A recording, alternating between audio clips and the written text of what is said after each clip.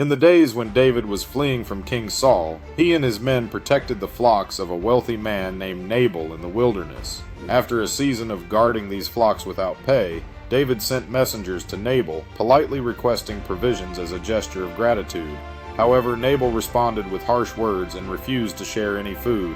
Angered by this insult, David armed himself and his men, preparing to attack Nabal and his household. When Abigail, Nabal's wise and discerning wife, learned of David's plan, she acted quickly. Without telling her husband, she gathered a generous supply of food and supplies and rode out to meet David. Upon meeting him, Abigail bowed deeply and spoke with humility and respect.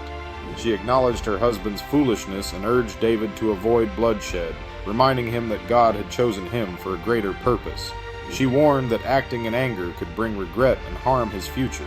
David was deeply moved by her words and praised her for her wisdom and courage. He accepted her gifts and turned away from vengeance, sparing Nabal's household. Shortly after, Nabal died, and David later married Abigail. This story highlights the power of wise intervention, humility, and peacemaking. Abigail's courage not only saved lives, but also helped David remain faithful to his calling, showing how one person's wisdom can change the course of many lives.